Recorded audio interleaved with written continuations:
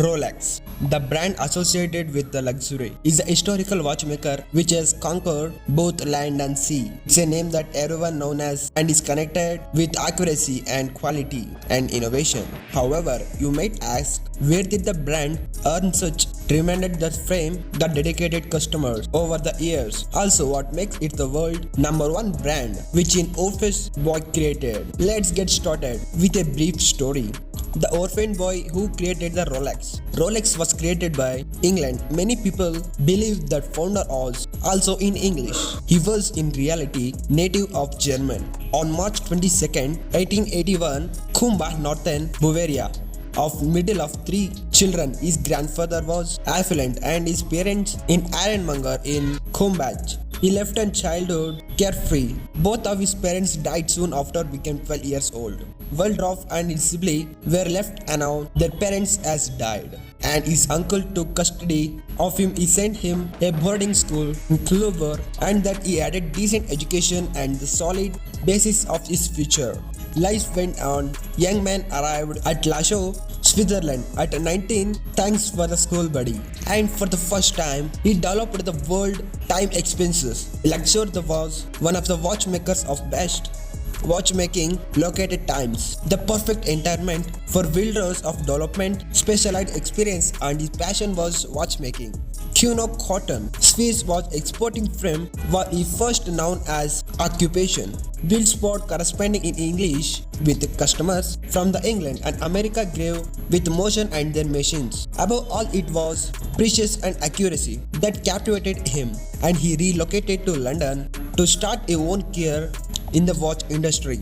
And the founder parents his was idea. He created his watch from wilsdorf and Davis with Alfred Davis. Although pocket watches were still popular at the time, Wildos correctly predicted that wrist would eventually replace them. In conjunction with Agler, a Swiss watchmaker, the two started creating watches that immediately became a popular.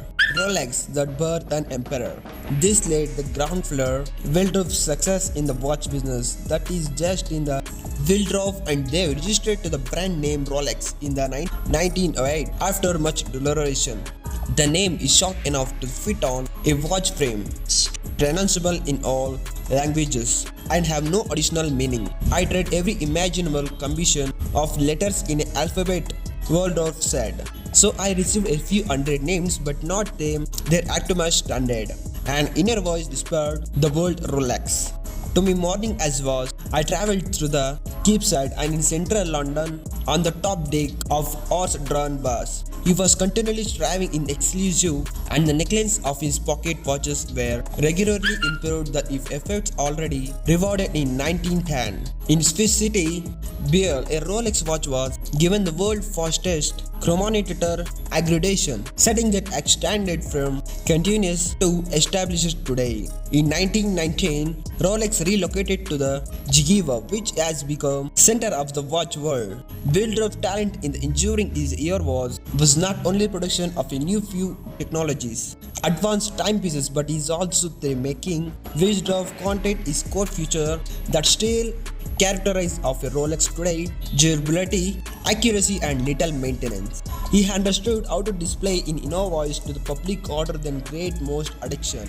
to the possible. This is what occurred in 1926. In 1926, when the Rolex Oyster also debuted the waterproof Oyster casing, which is still used from almost a Rolex watch today. When British winner Mesut Gleig became the first woman in swim across in English Channel a year later, Wilsdorf present Rolex has positioned itself as significant sponsor and partners in various athletic through the years. Without their assistance, it is easy to picture activities like tennis, golf, or exercises. The first Rolex Desert was introduced in 1945. The Rolex Oyster was unveiled during the first climb Mount Everest 1953, and Rolex Submarina was introduced as same year. Company was first diverse watch. Meanwhile, Will Ochoff gradually exited watch business. After the death of his wife, Florence Prati, 1945, he entrusted responsibility of life work to the Hans Wilsdorf Foundation, which Rolex is since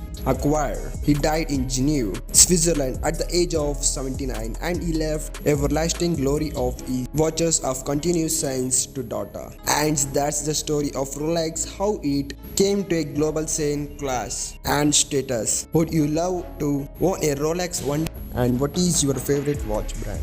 Let us know in the comment section.